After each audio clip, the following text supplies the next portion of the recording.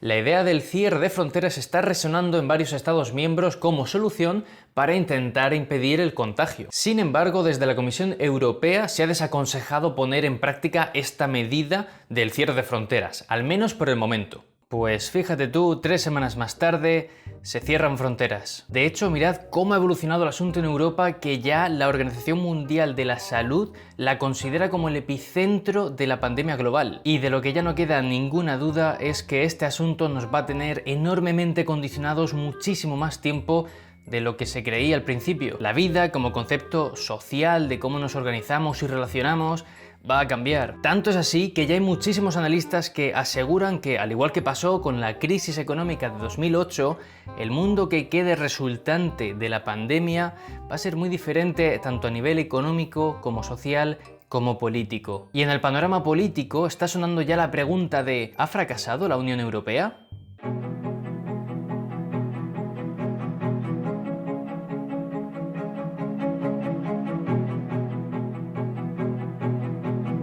Para responder a esta pregunta hay que ponerse en situación y ver qué ha ocurrido desde el último vídeo que hice sobre este tema hasta el día de hoy. Porque ha habido muchísimos eventos europeos que se han cancelado, algunos de ellos de hecho por primera vez en su historia, como es el caso de Eurovisión. Pero también ha ocurrido con eventos deportivos, por ejemplo, la Eurocopa que se iba a jugar este verano de 2020, pues se ha aplazado al verano de 2021. Y aunque a priori puedan parecer meros eventos, sin más, lo cierto es que tienen una gran relevancia por dos motivos. Esto, evidentemente, tendrá un impacto económico negativo, ya que el flujo de dinero que se esperaba en esos eventos pues no va a estar. Esto pone en evidencia el hecho de que, aunque la mayoría de países de la Unión Europea o de Europa estén bien en unos meses, sin infectados, sin rebrote del virus, con que haya un par de países todavía que sigan en una situación grave, más eventos como el de Eurovisión o la Eurocopa se verán afectados. Con esto quiero decir que hay que tener en mente que los países son interdependientes y no solo en la Unión Europea. Además, el confinamiento está modificando desde ya mismo tanto la vida en Europa que grandes plataformas como YouTube y Netflix han tenido que disminuir la calidad de sus vídeos para que sus plataformas no peten y se puedan seguir disfrutando su contenido de manera fluida. El tráfico de gente en internet y el tiempo que estamos invirtiendo en las redes sociales están supliendo las horas que echaríamos yendo al gimnasio, al parque, al cine o viendo partidos de fútbol y de baloncesto. Porque sí, en muchos países de Europa también se han cancelado estas ligas. Pero está habiendo consecuencias del confinamiento que son bastante positivas. Por ejemplo, la emisión de gases de efecto invernadero, que es lo que en mayor medida provoca el calentamiento global, está reduciéndose en aquellos países y ciudades que se están viendo más afectadas por el virus, debido a que han tenido que aislarse mejor, y esto conlleva a que uses menos transporte y a que haya menos gente consumiendo en diferentes locales. O sea, es que mirad esta imagen de Venecia de marzo de 2018 y comparadla con esta de ahora, de marzo de 2020. Y esto es, grosso modo, el contexto social que tenemos ahora mismo. A nivel político, muchos parlamentos han dejado de reunirse físicamente, y en lo que respecta a las instituciones de la Unión Europea, pues más de lo mismo. El trabajo que se está haciendo es sobre todo por vías telemáticas, mediante videollamadas. De hecho, es que en instituciones como en el Parlamento Europeo, antes de que nos explotara el coronavirus en la cara, teníamos este calendario. Como veis, cada semana con su color, como ya expliqué en otro vídeo, y siempre con eventos físicos. Bien, pues ahora el calendario del Parlamento es este otro.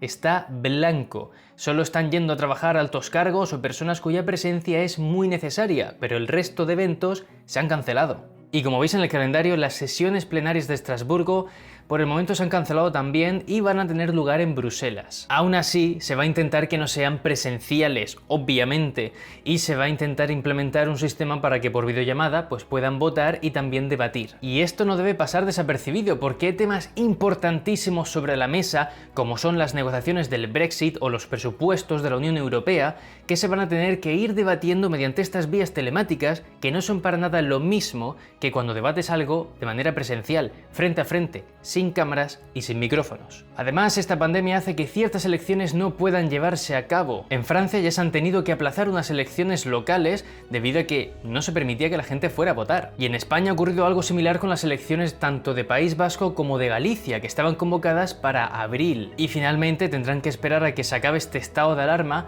para volver a convocar una nueva fecha de elecciones. Y a nivel económico, esto va a ser una locura. Este parón evidentemente va a repercutir de manera negativa prácticamente a todo el mundo. Por eso ya hay sectores como el de los granjeros que han pedido a la Comisión Europea ayudas para que su trabajo no se vea condicionado por el cierre de fronteras. Y sin tampoco entrar en mucho detalle, lo más urgente con lo que van a tener que lidiar los diferentes gobiernos de la Unión Europea, bueno, y de Europa también, va a ser el caso de qué ocurre con la gente que ha perdido su trabajo o que lo va a perder debido a esta pandemia, y también qué pasa con la gente que va a estar en paro mucho más tiempo debido a que no hay entrevistas ahora mismo, no hay nada. Entonces, ante este caos está habiendo una presión y hostigamiento enorme hacia los gobiernos por cada acción que toman e incluso por cada acción que no toman. Y aquí la Unión Europea también pilla.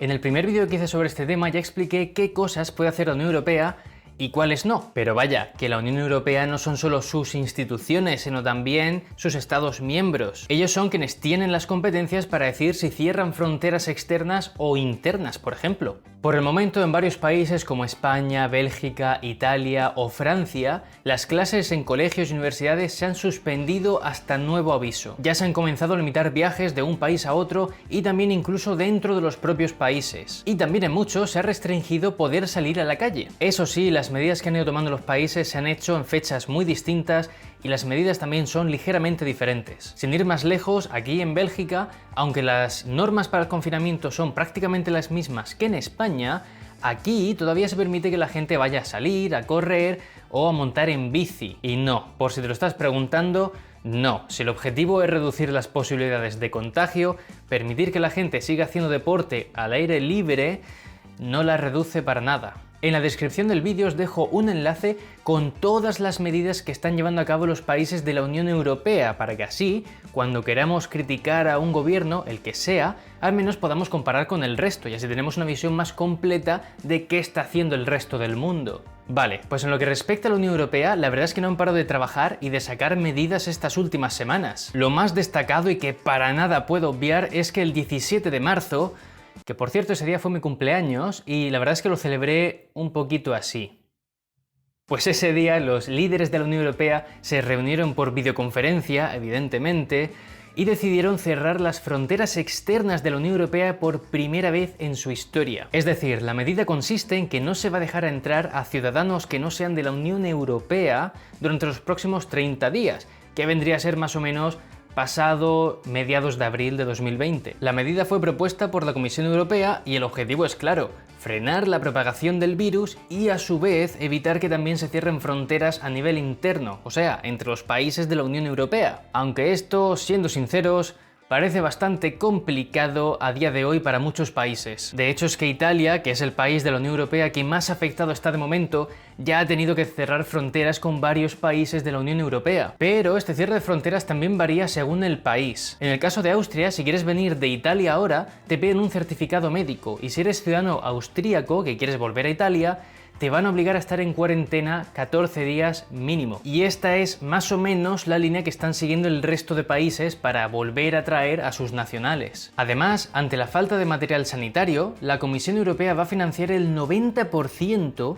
del precio de respiradores, mascarillas reutilizables, vacunas y suministros de laboratorios para los países de la Unión Europea que estén más necesitados. Y el otro 10% pues correrá a cargo de los Estados miembros que decidan participar en esta propuesta. Por su parte, el Banco Central Europeo, que está liderado ahora mismo por Christine Lagarde, ya anticipaba a principios de marzo que preveían una crisis económica similar a la de 2008. Por ello, el BCE finalmente ha movilizado 750.000 millones para evitar que este virus rompa, económicamente hablando, a los países de la eurozona, que recordad no son 27, son 19, puesto que son los únicos que decidieron poner el euro como moneda común. Estos 750.000 millones lo que van a permitir es que se compre, por ejemplo, deuda pública de los diferentes gobiernos. Así, si un gobierno de la Unión Europea necesita comprar masivamente material médico, pues ahora tiene la salvaguarda del Banco Central Europeo. En la descripción os dejo hasta 3 enlaces diferentes de qué supone esta inyección de dinero por parte del BCE. Y esta medida del Banco Central Europeo puede casar muy bien con otra que ha tomado la Comisión Europea y que consiste en suspender las reglas fiscales para los Estados miembros en este año, el 2020. Esto quiere decir que los países de la Unión Europea quedan exentos este año 2020 de alcanzar unos objetivos económicos que se habían fijado. Por lo tanto, los 27 países van a poder invertir el dinero que consideren necesario para hacer frente a esta crisis sanitaria que tienen encima. Y sí, esta es otra medida que nunca se había tomado antes en la Unión Europea. Mientras, por parte del Parlamento Europeo, se ha pedido a la Comisión Europea y al Consejo que se refuerce el papel del Centro Europeo de Prevención y Control de Enfermedades, del cual también hablamos en el primer vídeo. Y el objetivo de reforzar esta agencia de la Unión Europea es poder armonizar y centralizar un poco las acciones que se tomen en la Unión Europea. Y es que, respondiendo ya a la pregunta de si ha fracasado la Unión Europea, lo cierto es que todavía es muy pronto para sentenciar algo de esta magnitud y también para sentenciar lo contrario, ojo. El coronavirus aún no ha tocado techo y las consecuencias al detalle que puede dejar son todavía bastante imprevisibles. Sin embargo, algo con lo que muchísimos analistas están de acuerdo es que de momento las instituciones menos democráticas, las más supranacionales, digamos, como son la Comisión Europea y el Banco Central Europeo, están actuando de manera más contundente y rápida en comparación con las instituciones intergubernamentales, como son el Consejo Europeo, donde por desgracia la descoordinación está siendo la principal protagonista. Y es que no podemos olvidar que la Unión Europea tampoco va a ser la misma una vez que acabe esta pandemia. Las decisiones y acciones que se tomen durante estos meses pueden hacer que el debate post-pandemia se torne más hacia que necesitamos una Unión Europea federal, como hablamos en el último vídeo, o hacia una Unión Europea más intergubernamental. Pero bueno, no me enrollo más. Espero que os haya gustado el vídeo, espero que estéis llevando la cuarentena lo mejor posible y desde aquí, desde mi apartamento de Bruselas, mucho ánimo porque nos quedan semanas y meses bastante durillos. Ya os adelanto también que el vídeo de la semana que viene intentaré que no sea del coronavirus y así también despejamos un poquito la mente y hablamos de otras cosas que también son muy interesantes. Sin más, recordad, seguid en casa, salid solo cuando sea 100% necesario, ánimo estas semanas, esa salud a tope y nos vemos la semana que viene.